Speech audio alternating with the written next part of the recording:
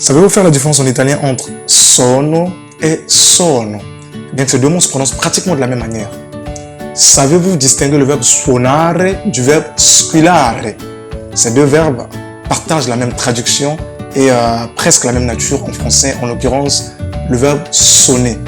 Si en français le verbe sonner s'utiliserait dans des phrases comme le téléphone sonne ou bien sa voix sonne comme une cloche, loin est d'être la même réalité en italien.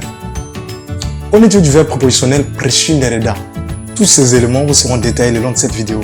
Avant tout, chers amis, comme d'habitude, n'oubliez pas de vous abonner tout en activant la cloche de notification pour ne plus rater aucune des vidéos de ma IA Club. Likez, laissez-moi un petit commentaire en guise d'encouragement. C'est parti tout de suite, c'est parti tout de suite.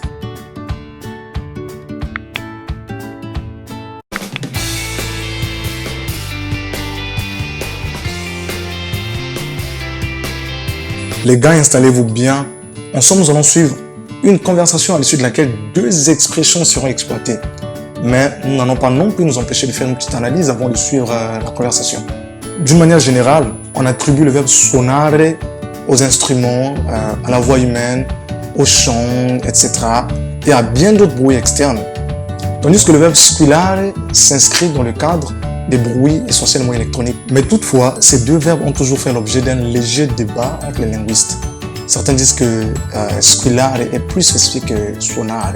Ils disent que squillare est uniquement utilisé pour les sonnettes de porte, les téléphones, car ils produisent un son très aigu et acéré. Suonare, par contre, peut être utilisé pour tout autre type de son.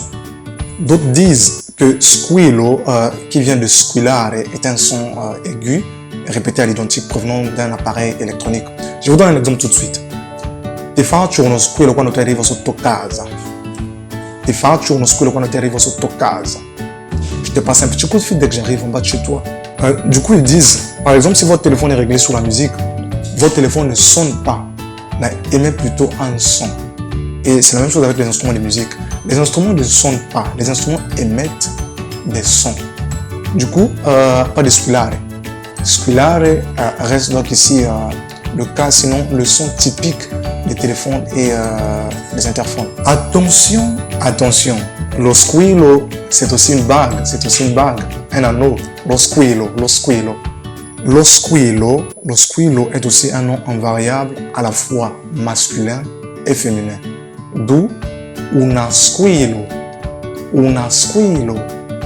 qui se traduirait paradoxalement par call girl en anglais, une escorte. Une escorte est une prostituée absente, souvent absente aux yeux du public. Donc, una squillo, c'est une escorte en fait. Una squillo, ça se dit. Je vous propose donc de suivre la conversation pour ensuite revenir sur les analyses tout de suite. Il n'y aura pas de traduction en français. Par contre, je vous traduis tout de suite, en tout cas la conversation vite fait. C'est moi qui appelle Tardy. Premièrement, m'excusant, mon téléphone est beaucoup sonné.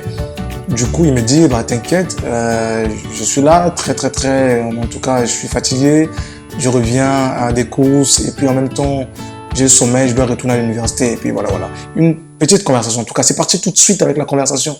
Hey, ciao Tardy, come stai? Mi dispiace che mi asciugherai l'asciugato molto, ero sotto la doccia. Dai, non fa niente, sono appena tornato e ero fuori a fare shopping. Sono molto stanco e lo so. E dopo dovrò tornare all'università. Mamma mia. Non è facile per niente. Andrà tutto bene. Ti ho sempre conosciuto molto forte, eh? Sì, lo sai tu che per capire il presente non possiamo prescindere dal passato. Stasera a Prisma? Effettivamente, dai. Anch'io ho corso questo pomeriggio. Sì. Sentiamoci stasera. Sono. Je crois que pour l'instant, c'est juste pour essayer de faire une petite différence entre ces deux mots.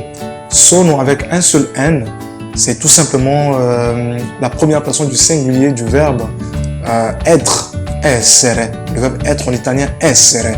Donc la première personne du singulier est aussi la troisième personne du pluriel, sono, au présent de l'indicatif bien sûr. Du coup, je vous conjugue le verbe essere, le verbe être en italien tout de suite pour les débutants en italien. Donc, nous avons sono, sei, è, siamo, siete, sono. Sono, sei, è, siamo, siete, sono. Et sono avec deux N, c'est tout simplement le sommeil. Au sono, j'ai sommeil, et puis voilà. Donc peut-être on pourra partir un peu plus loin lors de la prochaine vidéo. On pourra essayer d'expliquer d'une manière un peu plus détaillée. Et vous aussi de votre part, si vous avez des petites connaissances autour de cette expression, n'hésitez pas à me faire des petits commentaires, à me faire des retours. Ça pourra faire l'objet d'une prochaine vidéo en tout cas. Prescindere, la même chose, hein, prescindere, c'est tout simplement en fait son passé de quelque chose en tout cas. Prescindere da, ne pas ignorer quelque chose, non posso prescindere da. Et remarquez très bien que ce verbe est prépositionnel de da, pas comme le font d'autres. C'est pas prescindere a ou bien prescindere di, non pas du tout. Prescindere da, et ça dépend de l'article qui va donc précéder le nom qui suivra prescindere. Donc si le nom est au masculin, prescindere dal. Si le nom est au féminin, prescindere dalla. Voilà pourquoi vous avez remarqué dans la conversation, il était dit non possiamo prescindere dal passato, je crois bien. Donc du coup, prescindere, c'est ne pas ignorer. Au lieu de chercher d'autres expressions, en tout cas, d'autres expressions, utilisez tout simplement prescindere da.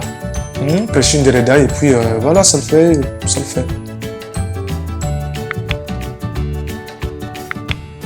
Donc voilà, c'est tout pour cette vidéo. J'espère que ça vous a plu. Du coup, n'hésitez pas à vous abonner à la chaîne MyEAI Club.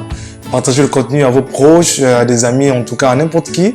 Rien que des bonnes surprises, des très belles surprises en tout cas, des expressions italiennes et anglaises expliquées en français, et puis on essaie de donner le sens, sinon l'utilisation dans des phrases en tout cas. Quindi era Crisma con MyEAI Club, è stato un gran piacere, ci vediamo la prossima volta, ciao!